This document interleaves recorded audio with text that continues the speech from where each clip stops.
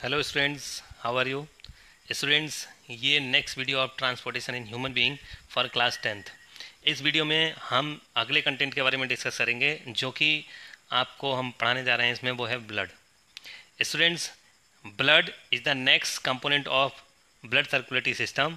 पिछली वीडियो में हम लोगों ने हार्ट के बारे में पढ़ा था और एक बार फिर से मैं आपको एक बार याद दिला दूं कि there are 3 components of blood circulatory system. पहला आप जो हार्ट पढ़ चुके हैं, दूसरा अब हम जो पढ़ने जा रहे हैं जो कि ब्लड है, और तीसरा जो हम पढ़ेंगे वो होगा ब्लड वेसल्स। तो बात करते हैं अब हम लोग ब्लड के बारे में। तो स्टूडेंट्स, ब्लड क्या होता है और क्या इसकी करेक्टरिस्टिक्स होती है, क्या इसका कंपोजिशन होता है, तो चलिए स्टार्ट करते हैं। आप देख रहे हैं जैसा कि स्क्रीन पर students some facts about blood. There is no substitute for human blood. अगर ह्यूमन ब्लड का हम कोई सब्स्टिट्यूट ढूंढना चाहें तो कोई उसका सब्स्टिट्यूट नहीं है, यानी ब्लड को कोई भी दूसरा सब्सटेंस रिप्लेस नहीं कर सकता। Blood makes up 7% of your body. Blood आपकी बॉडी का 7% बनाता है। अगर किसी की बॉडी का वेट जो है, अगर किसी की बॉडी का वेट सपोज अगर मान लीजिए 70 kg है, अगर किसी की बॉडी का वेट 70 kg है तो उसमें कितना ब्लड होगा तो आप निकाल सकते हैं। यह आपका 70 मल्टीप्लाई बाई 7/100, तो ये आपका कितना आ जाएगा, अबाउट 4.9 लीटर। यानी कि ये आपका 4.9 लीटर, इसका मतलब about 5 litre blood 70 kg weight के पर्सन में होता है। A newborn baby has about 1 cup of blood in his body. एक नए जन्मे बच्चे में 1 कप ब्लड होता है। फिर बात करें, human blood contains metal atom including iron, chromium, manganese, zinc, lead and copper. ये इतने सारे मेटल्स हम लोग की बॉडी में यानी ब्लड के अंदर घुले रहते हैं और इनका अलग अलग बॉडी पार्ट्स में यूज होता है। सेल के अंदर भी इसका यूज होता है। अभी तक हम लोग जानते हैं कि ब्लड में आयरन होता है और आयरन की कमी से एनीमिया हो जाता है, लेकिन अब आप लोग ये जानेंगे कि ब्लड में केवल आयरन ही नहीं, chromium, manganese, zinc, lead and copper भी होता है। तो ये सब किस फॉर्म में हमारी ब्लड में होते हैं, जिसमें आप लोग जानते हैं जिसको हम लोग मिनरल्स कहते हैं, यानी मिनरल्स के फॉर्म में यह हमारी बॉडी में प्रेजेंट होते हैं। तो यही मिनरल के फॉर्म में हमारे ब्लड में होते हैं। अब हम लोग अगर देखें तो ब्लड के बारे में कुछ और पढ़ लेते हैं। इसका कंपोजिशन क्या होता है, तो ब्लड का कंपोजिशन अगर आपको स्टूडेंट्स मैं बताऊं तो ब्लड का कंपोजिशन यहाँ पर आप लोग समझ सकते हैं कि 50% प्लाज्मा होता है ब्लड में, और वाइट ब्लड कैप्सल्स 4%, रेड ब्लड कैप्सल्स 41%, यानी कि ये जो हमारी आरबीसी होती हैं वो 41% होती हैं, और जो वाइट ब्लड सेल्स डब्ल्यूबीसी जो होती हैं वो 4% होती हैं। ब्लड का प्लाज्मा जो होता है वो 55% होता है। अब आप लोग देख रहे होंगे, अगर हम एक कॉमन व्यू से अगर हम ब्लड को एक बड़े स्केल पर अगर डिवाइड करना चाहें तो there are 3 components of blood. One is plasma and another one is blood cell, blood cells. इसको हम लोग फॉर्म्ड एलिमेंट भी कहते हैं, ब्लड सेल्स को फॉर्म्ड एलिमेंट। तो जो हमारा पहला कंपोनेंट है प्लाज्मा, वो 55% होता है। प्लाज्मा के अंदर क्या क्या होता है, यहाँ आपका 92%, 91 to 92% इसमें क्या होता है, वाटर होता है, यानी 92% ऑफ प्लाज्मा इज वाटर। और बचा आपका 8%, तो 8% में ऑर्गेनिक और इनऑर्गेनिक सब्सटेंसेस होते हैं, ऑर्गेनिक एंड इनऑर्गेनिक सब्सटेंसेस। तो ये क्या होते हैं ऑर्गेनिक एंड इनऑर्गेनिक सब्सटेंसेस, जैसे आप लोग जानते हैं ऑर्गेनिक सब्सटेंसेस जो कार्बन से मिलकर के बने होते हैं या कार्बन कंपाउंड जो होते हैं उनको हम लोग ऑर्गेनिक सब्सटेंसेस कहते हैं। जैसे आपका प्रोटीन, कार्बोहाइड्रेट, फैट, लिपिड, ये सब आपका इसमें ऑर्गेनिक कंपोनेंट्स हो जाते हैं। और दूसरा आपका इनऑर्गेनिक, जैसे मिनरल्स हो गए, आयंस हो गए, ये सब आपके इनऑर्गेनिक कंपोनेंट्स होते हैं। इसमें जो ब्लड कैप्सल्स होती हैं, ब्लड सेल्स अभी हम लोगों ने 2 ही टाइप की ब्लड सेल्स ली हैं, जो कि एक डब्ल्यूबीसी और दूसरा आरबीसी है। प्लेटलेट्स भी होती हैं, लेकिन इनका कंटेंट, इनका इंपॉर्टेंस से ज़्यादा है, इसीलिए यहाँ पर 2 को ही शो किया गया है, और ये साइज़ में भी बड़ी होती हैं। तो अगर हम एक इस तरह से सेंट्रीफ्यूगेशन ट्यूब का मतलब एक ऐसी ट्यूब जिसमें हम सेंट्रीफ्यूज में इसको रखते हैं, तो उसको सेंट्रीफ्यूगेशन ट्यूब कहते हैं। सेंट्रीफ्यूगेशन ट्यूब में अगर लेते हैं तो 2 इस तरह से सेडिमेंट हमको नज़र आते हैं, जिसमें एक हमारा प्लाज्मा और दूसरा हमारा WBC और RBC होती हैं। अब WBC और RBC का परसेंटेज ज़्यादा है, इसीलिए ब्लड का कलर कैसा होता है, रेड कलर। तो ये आप लोग जानते ही हैं। चलिए अब बात करते हैं आगे और डिटेल से। तो ये आप देखिए होल ब्लड, अगर हम लोग देखें पूरा ब्लड, तो उस पूरे ब्लड में क्या क्या कंपोनेंट होते हैं जो अभी आपको मैंने छोटा मोटा बता दिया है, जैसे प्लाज्मा और फॉर्म्ड एलिमेंट। अब यहाँ पर डिटेल से हम लोग पढ़ने जा रहे हैं। वहाँ पर हम लोगों ने केवल 2 ही टाइप के सेल्स को पढ़ा था, जो हमारी केवल एरिथ्रोसाइट यानी RBC और ल्यूकोसाइट थी यानी WBC। अब इनको मैं बता दूँ आपको। देखिए ब्लड के 2 कंपोनेंट हम लोग जान ही गए। ये आपका 55% जो अभी पीछे पढ़ के आ रहे हैं, ये आपका फॉर्म्ड एलिमेंट, जिसको अगर हम बाकी अगर डिवाइड करें तो आपका 45%। तो 45% कंटेंट में अगर हम देखें तो यहाँ पर ल्यूकोसाइट किसको कहते हैं, WBC इसको कहते हैं। तो WBC को ल्यूकोसाइट इसका दूसरा नाम है, आप इसको याद कर लीजिए, क्वेश्चन इस नाम से भी आ सकता है। एरिथ्रोसाइट किसका नाम है, RBC का नाम है, तो इसको भी अच्छे से याद कर लीजिए। प्लेटलेट किसका नाम है, इसको हम लोग प्लेटलेट्स को दूसरा नाम देते हैं थ्रोम्बोसाइट, थ्रोम्बोसाइट्स। तो थ्रोम्बोसाइट्स प्लेटलेट्स को कहा जाता है। तो आपको नए नए इनके नाम पता चल गए हैं, आप इसके स्क्रीनशॉट लेकर के लिख भी सकते हैं, अपने नोट्स बना सकते हैं। अब हम लोग अगर देखें तो ये जो ल्यूकोसाइट्स हैं यानी कि WBCs हैं, तो WBC 2 टाइप की होती हैं, ग्रेन्युलोसाइट और एग्रेनुलोसाइट। ग्रेनुलोसाइट और एग्रेनुलोसाइट का मतलब क्या होता है, यानी कि ऐसी WBC जिनके न्यूक्लियस के अलावा इनके साइटोप्लाज्म में छोटे छोटे इस तरह से ग्रेन्यूल्स यानी छोटे छोटे कण होते हैं, ग्रेन्यूल्स होते हैं, इसीलिए इन WBC के टाइप को हम लोग ग्रेनुलोसाइट कहते हैं। लेकिन ऐसे WBC जिनमें न्यूक्लियस के अलावा और कोई छोटे छोटे कण नहीं होते हैं साइटोप्लाज्म में, यानी कि ये बिल्कुल प्लेन होते हैं, केवल इसमें खाली न्यूक्लियस होता है, तो इनको हम लोग ए मतलब एब्सेंट, ग्रेनुलोसाइट्स मतलब ग्रेन्यूल्स जिन सेल्स में या जिन WBC में ग्रेन्यूल्स एब्सेंट होते हैं उनको एग्रेनुलोसाइट कहते हैं, और जिसमें ये ग्रेन्यूल्स प्रेजेंट होते हैं उनको हम ग्रेनुलोसाइट कहते हैं। अब ग्रेनुलोसाइट 3 टाइप के ग्रेनुलोसाइट होते हैं। वो 3 टाइप कौन कौन से हैं, न्यूट्रोफिल्स। न्यूट्रोफिल्स का मतलब, बेसोफिल्स का मतलब और यूसिनोफिल्स का मतलब क्या होता है, इसमें मैं आपको डिटेल से बताऊंगा। इनका नाम ऐसा क्यों पड़ा है ये भी आपको बताऊंगा। देखिए अब अगर हम लोग देखें तो एक जो WBC को अगर हम डाई से कलर करें, स्टेन तो आप लोग जानते हैं, स्टेन टेक्निक। स्टेन टेक्निक का मतलब ये होता है जब सेल को हम कलर देते हैं, यानी कि हम केमिकल से उसको कलरफुल बनाते हैं ऑब्जर्व करने के लिए।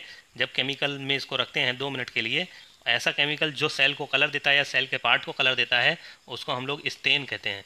तो स्टेनिंग टेक्निक के थ्रू अगर हम WBC को स्टेन कहते हैं, तो एसिडिक डाई से अगर हम स्टेन करेंगे, एसिडिक डाई मतलब ऐसा केमिकल जो नेचर में कैसा होगा, एसिड होगा, यानी कि एसिडिक कलर जो होगा, तो एसिडिक कलर से अगर हम इसको WBC को अगर हम कलर करते हैं और वो कलरफुल हो जाता है, तो ऐसी WBC को, जो WBC का टाइप एसिडिक डाई को कलर को रिटेन करता है, तो उसको हम लोग यूसिनोफिल्स कहते हैं। इसको अब दूसरा नाम भी देते हैं एसिडोफिल्स। एसिडोफिल्स आप ये लिख भी सकते हैं, एसिडोफिल्स। और दूसरा जो है आपका बेसोफिल्स। तो जो बेसिक डाई यानी बेसिक डाई अगर हम लेंगे तो बेसिक डाई के साथ में जो कलर देता है, तो उस टाइप की WBC को हम लोग बेसोफिल्स कहते हैं। देखिए मैं आपको और इजी करके बता दूं, बेसो का मतलब बेस के साथ, और फिल का मतलब होता है अट्रैक्शन, यानी कि जो बेस को कलर दे, मतलब बेस के साथ कलरफुल हो जाए, तो उसको हम लोग क्या कहते हैं, बेसोफिल्स, यानी कि बेसिक डाई के साथ बेस को अट्रैक्ट करने वाला, बेसोफिल्स। तो फिल्स का मतलब अट्रैक्ट करने वाला और बेस का मतलब बेस को, तो आप समझ ही गए होंगे। यूसिनोफिल्स जिसको एसिडोफिल्स कहते हैं, एसिडिक डाई के साथ में कलर देता है। बेसोफिल्स यानी कि बेसिक डाई के साथ में कलर देता है। न्यूट्रोफिल्स जो ना तो बेस के साथ में कलर दे और ना ही एसिड के साथ में कलर दे। तो इस तरह के WBC के टाइप को, वो ग्रेनुलोसाइट को हम लोग क्या कहते हैं, न्यूट्रोफिल्स कहते हैं। न्यूट्रोफिल्स ये आपकी सबसे बड़ी WBC होती हैं, सॉरी ये आपकी सेकेंड लार्जेस्ट WBC होती हैं। फिर बात करते हैं ए ग्रेनुलोसाइट। तो ए ग्रेनुलोसाइट जैसा कि आपको बताया, इसमें ग्रेनुल्स एब्सेंट होते हैं, और ये 2 टाइप की होती हैं, लिम्फोसाइट और मोनोसाइट। लिम्फोसाइट ये नाम इसका इसलिए पड़ा है क्योंकि ये हमारे लिम्फ में प्रेजेंट होती हैं, लिम्फ को बनाती हैं और हमारा इम्यून सिस्टम डेवलप करती हैं, इसीलिए इसको हम लोग क्या कहते हैं, लिम्फोसाइट। मोनोसाइट, मोनोसाइट इस तरह की एग्रेनुलोसाइट्स होती हैं जो किसी भी फॉरेन पार्टिकल बैक्टीरिया उसको एनगल्फ कर जाती हैं या उसको डिस्ट्रॉय कर देती हैं, खा जाती हैं, तो उसको हम लोग मोनोसाइट्स कहते हैं।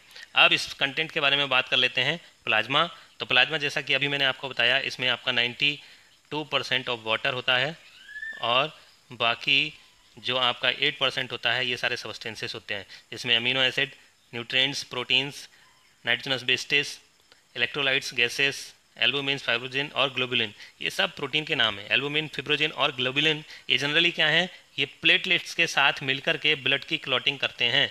यानी कि ये प्लाज्मा में पाए जाने वाले ये 3 कंपोनेंट प्लेटलेट के साथ मिलकर के ये क्या करते हैं, ब्लड को क्लॉट कर देते हैं, ब्लड की क्लॉटिंग। तो ये दोनों ब्लड क्लॉटिंग में हेल्प करते हैं मिल करके। प्लेटलेट्स जो हैं इनका नाम थ्रोम्बोसाइट इसलिए पड़ा है क्योंकि ये थ्रोम्बस बनाते हैं। थ्रोम्बस का मतलब होता है ब्लड क्लॉट, ब्लड क्लॉट, तो ब्लड क्लॉट, इसीलिए इसको हम लोग क्या कहते हैं, थ्रोम्बस। और थ्रोम्बस को बनाने वाली सेल्स जो होती हैं उनको थ्रोम्बोसाइट्स कहते हैं। ठीक है, तो ये इस तरह से आप लोग समझ सकते हैं। ये पूरा जो आप देख रहे हैं पूरा एक इंफ्रास्ट्रक्चर ब्लड का, तो आप इसका स्क्रीनशॉट लेकर के भी अच्छे से पढ़ सकते हैं, अपने नोट्स बना सकते हैं। स्टूडेंट्स, अब फिर से हम लोग देखते हैं कि इनके शेप, साइज़ कैसे होते हैं या कैसे दिखने में होते हैं। तो ये मैंने आपको एक यहाँ पर दिखाने की कोशिश की है कि देखिए एरिथ्रोसाइट यानी कि आरबीसी इस तरह की दिखाई देती हैं हमको। आरबीसी इस तरह की होती हैं, इनका शेप जो होता है वो कैसा होता है, डिस्क शेप होता है, या फिर हम लोग इसको बाई कॉन्केव भी कह सकते हैं। बाई कॉन्केव, बाई कॉन्केव आप लोग जानते ही हैं, जो इस तरह का हो, यानी कि बीच में पतला हो, किनारों पर मोटा हो, इस तरह के स्ट्रक्चर को बाई कॉन्केव स्ट्रक्चर कहते हैं। डिस्क की तरह प्रेजेंट होती हैं। जो आरबीसी होती हैं ये नंबर में बहुत ज़्यादा होती हैं, और डब्ल्यूबीसी जो होती हैं वो आप देख ही चुके हैं, 4% होती हैं पूरे ब्लड का।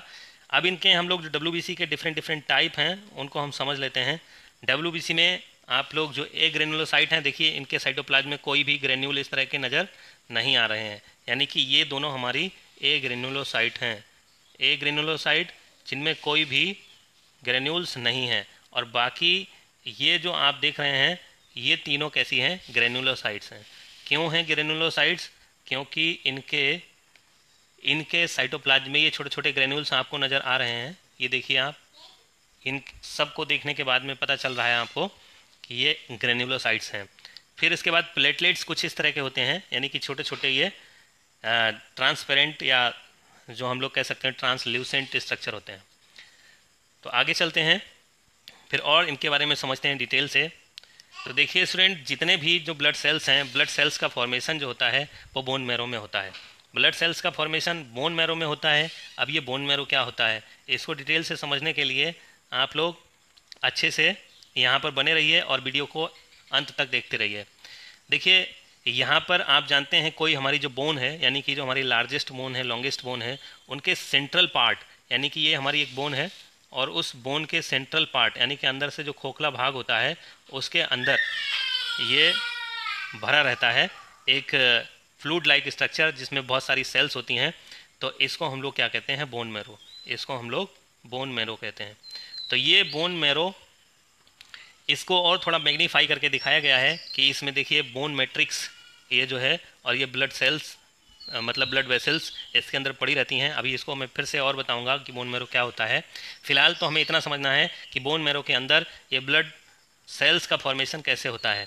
तो देखिए कोई भी, मान लीजिए एक स्टेम सेल है जो बोन मैरो के अंदर पड़ी हुई है, तो वो स्टेम सेल, उसको हम लोग हिमेटोपोइटिक स्टेम सेल कहते हैं। हिमेटोपोइटिक स्टेम सेल ये जब आगे डेवलप होकर के मल्टीपोटेंट स्टेम सेल में बदल जाती है। मल्टीपोटेंट स्टेम सेल जो होती है वो फिर यहाँ से इसमें लेवल ऑफ डिवीजन होता है। तो इसमें ये देखिए माइलॉइड प्रोजेनेटर सेल और यहाँ पर लिम्फॉइड प्रोजेनेटर सेल ये बन जाती हैं। अब यहाँ पर माइलॉइड प्रोजेनेटर सेल ये अलग कैटेगरी ऑफ सेल्स बनाती है और ये अलग कैटेगरी ऑफ सेल बनाती है। यहाँ पर माइलॉइड प्रोजेनेटर सेल्स ये क्या करती है, हमारी डब्ल्यूबीसी और आरबीसी को बनाती है, जिसमें neutrophil, basophil, eosinophil, monocytes, platelets और आरबीसी का फॉर्मेशन होता है। लेकिन लिम्फोसाइट्स का फॉर्मेशन ये लिम्फॉइड प्रोजेनेटर सेल से होता है। तो लिम्फॉइड प्रोजेनेटर सेल ये कई तरह की लिम्फोसाइट बनाती है, जिसमें natural killer cell, T lymphocyte और बी लिम्फोसाइट्स होती हैं। अब ये टी लिम्फोसाइट, बी लिम्फोसाइट ये एक्चुअल में क्या हैं, इनके बारे में आप डिटेल से अगली क्लासेस में पढ़ेंगे, मतलब आप ये 12 क्लास में पढ़ेंगे डिटेल से। अब आज हम लोग समझ लेते हैं कि बोन मैरो क्या होता है और बोन मैरो कैसे बनता है। देखिए, बोन मैरो जो होता है, जैसे जैसे हमारी बोन मैच्योर होती हैं, तो बोन मैच्योर होने के साथ साथ हमारी बोन्स के अंदर ये देखिए एक खोखला भाग यानी कि जो कैविटी होती है वो भी बढ़ती चली जाती है।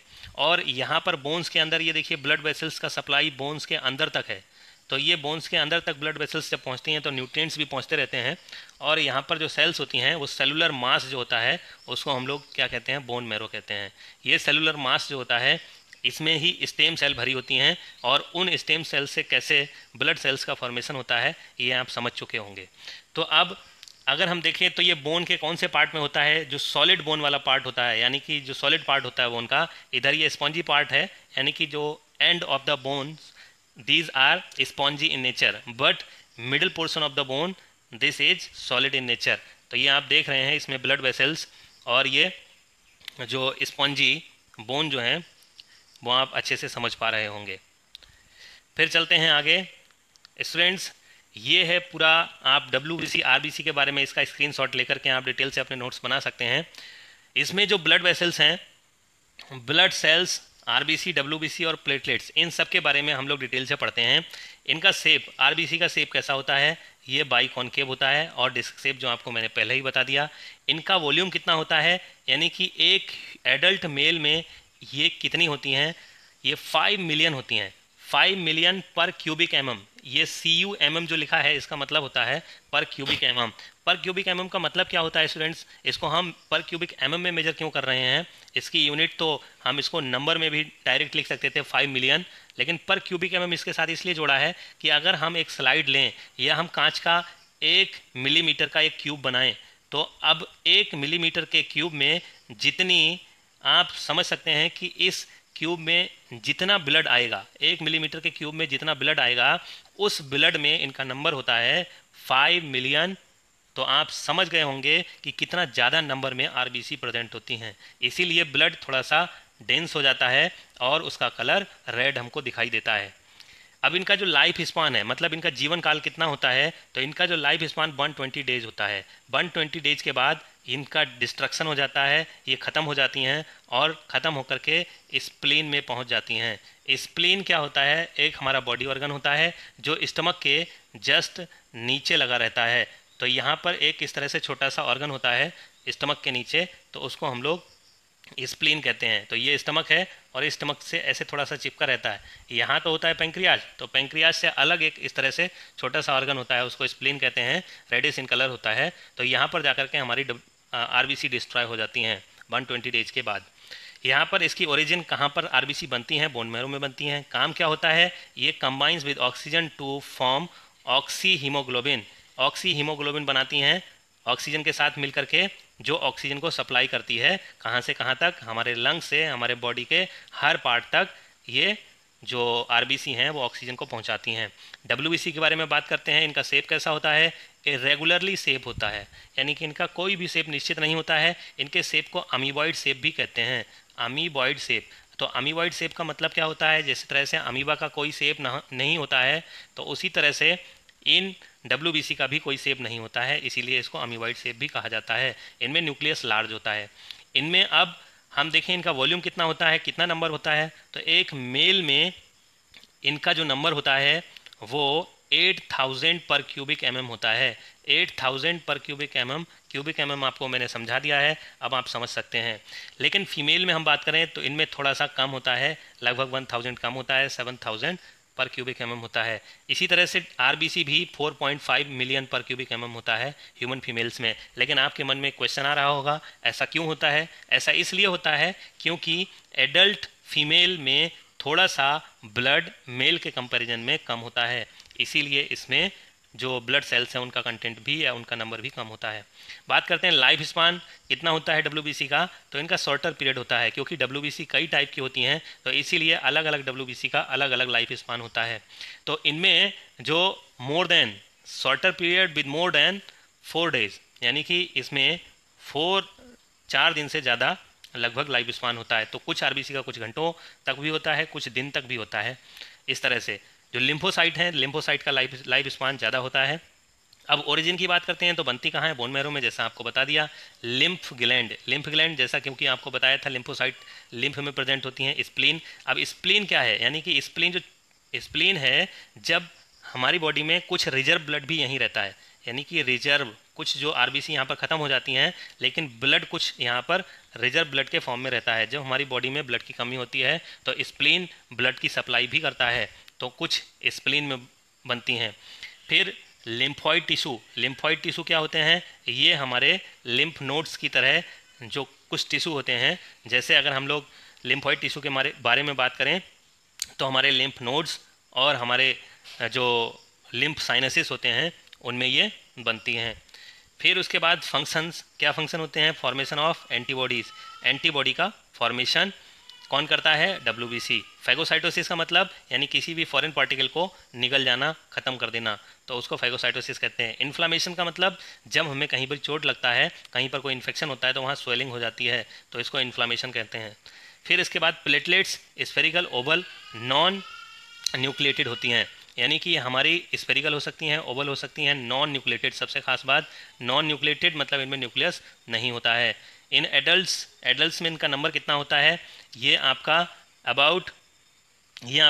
2 लाख to 4 लाख पर क्यूबिक mm ब्लड में हो सकता है, लेकिन मैंने आपको बताया ये आपका ट्रांसपेरेंट होती हैं। फिर इसके बाद शॉर्ट लाइफ स्पान इनका होता है 3 to 5 डेज। बोन मैरो में इनका फॉर्मेशन होता है और इनिशिएट्स ब्लड क्लॉटिंग, जैसा आपको अभी थोड़ी देर पहले बताया, ब्लड क्लॉटिंग में हेल्प करती हैं। ये रेस्पायर कैपिलरी एंडोथीलियम, ये sorry repair capillary endothelium, capillaries को एंडोथीलियम में, कैपिलरीज के एंडोथीलियम को रिपेयर करने का काम करती हैं। जैसे कोई भी ब्लड वेसल है तो वो अगर रेप्चर हो गई, यहाँ से ब्लड बाहर जाने लग गया, तो इसकी एंडोथीलियम यानी कि अंदर की लेयर को रिपेयर करने का काम करती हैं। बॉडी डिफेंस में भी हेल्प करती हैं, क्योंकि जब ब्लड हमारी बॉडी से बहने से रुक जाएगा तो वो एक तरह का हमारा डिफेंस ही है। ये आप देख सकते हैं पिक्चर में भी कि ये किस तरह का शेप जो होता है, आपको पहले भी बता चुके हैं। फिर स्टूडेंट्स ये अब बात करते हैं इनमें कुछ क्लिनिकल एप्लीकेशन। आरबीसी का नंबर अगर घटता है, आरबीसी का नंबर अगर घटता है तो क्या होता है, आरबीसी का नंबर घटने से एक डिजीज़ हो जाती है, सब आप जानते हैं, एनीमिया। आप इसका स्क्रीनशॉट लेकर के बहुत शॉर्टकट में अच्छे से समझ सकते हैं। ये एरो नीचे जा रहा है, इसका मतलब आरबीसी का नंबर कम हो रहा है, तो डिजीज़ कौन सी हो रही है, एनीमिया। अगर आपका आरबीसी का नंबर बढ़ रहा है तो इस डिजीज़ को कहते हैं पॉलीसाइथीमिया। अगर डब्ल्यूबीसी का नंबर डाउन हो रहा है तो इस डिजीज़ को कहते हैं ल्यूकोपीनिया। अगर डब्ल्यूबीसी का नंबर बढ़ रहा है तो इस डिजीज़ को हम लोग ल्यूकोसाइटोसिस कहते हैं, तो ल्यूकोसाइटोसिस। अगर प्लेटलेट्स का नंबर डाउन हो रहा है या प्लेटलेट्स का नंबर कम हो रहा है तो इसको हम लोग कहते हैं थ्रोम्बोसाइटोपिनिया। फिर अगर प्लेटलेट्स का नंबर बहुत ज़्यादा बढ़ रहा है तो इसको हम लोग थ्रोम्बोसाइटोसिस कहते हैं। स्टूडेंट्स एक बहुत ख़ास बात आपको मैं बता दूं कि जो आपका WBC का नंबर जब बढ़ता है तो ल्यूकोसाइटोसिस इसको हम लोग कहते हैं, और यही हमारा ब्लड कैंसर होता है। अगर इसका नंबर बहुत ज़्यादा बढ़ जाता है, अगर इसका नंबर हमारे ब्लड में पर क्यूबिक mm में बहुत ज़्यादा बढ़ जाता है तो यही हमारा ब्लड कैंसर कहलाता है। तो आपका इसको हम दूसरा नाम भी देते हैं, इसको हम कहते हैं ल्यूकेमिया। तो ल्यूकेमिया इसका नाम है, तो ल्यूकेमिया ब्लड कैंसर को ही कहा जाता है। स्टूडेंट्स आज के लिए इतना ही, नेक्स्ट वीडियो में हम लोग ब्लड वेसल्स के बारे में बात करेंगे। Thank you.